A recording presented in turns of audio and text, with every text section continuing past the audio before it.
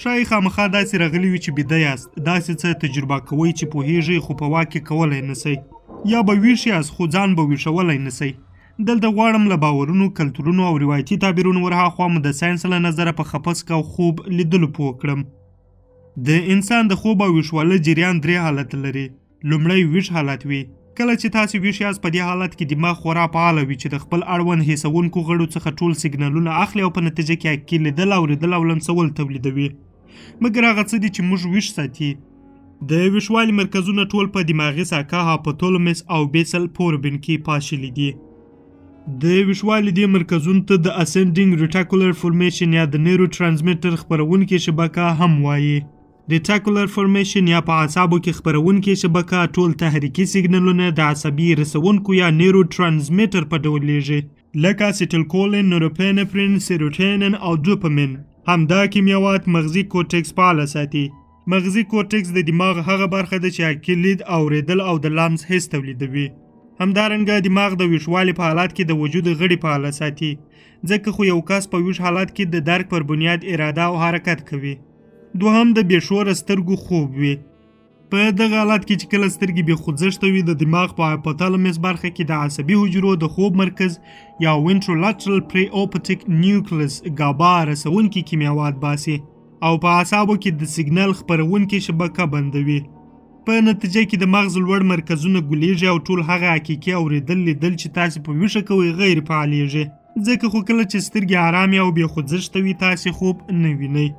څومره چې په خوب کې ډوبېږي هغومره مو ساه ایستل متوازن وي.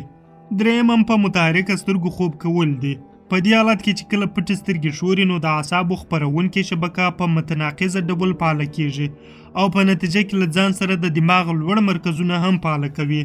پوهېږئ کله چې د دماغ لوړ مرکزونه فعاله سي څه پېښېږي؟ په ذهن کې د غږ او لید تجربه واقع کېږي. مګر یو شی دا وي چې په دې حالت کې اعصاب د لید او غږ دغه تجربه د وجود د اساسو غړو له سیګنالونو پرته جوړوي. په ذهن کې دننه دغه لید ته موږ خوب لیدل وایو.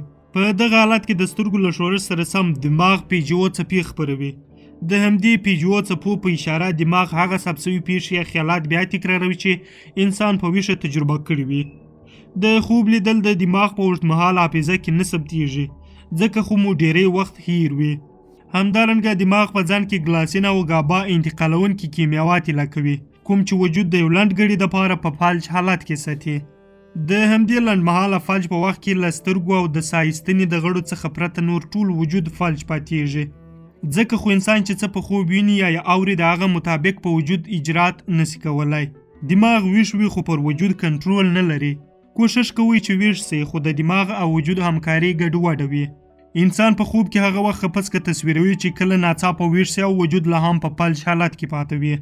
په دې وخت کې لا هم د ساه ایستنې جهاز د خوب له حالته نه وي وتلی. ساه مو لنډه سي، په ذهن کې جوړ تصویر مو ګډوډ سي. داسې به تصویروي چې کوم څه مو خامخا پر ځیګر ناست دي. د خپسکې له پېښېدو سره 3 ډول کاذب وهم تړلی وي. تر ټولو چې ډېر پېښېږي هغه د وهم یو دمیزه مداخله وي.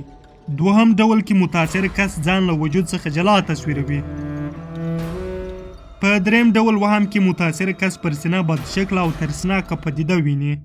په روغو کسانو کې بېخوبي، رواني فشار، انزایټي، په نشه روږديتوب یو هم د خوب لیدلو لاملونه دي. د دې ترڅنګ څېړنو ښودلې ده چې دغه پدیدې تر یو حده څه ناڅه ارثي شونتیا هم لري.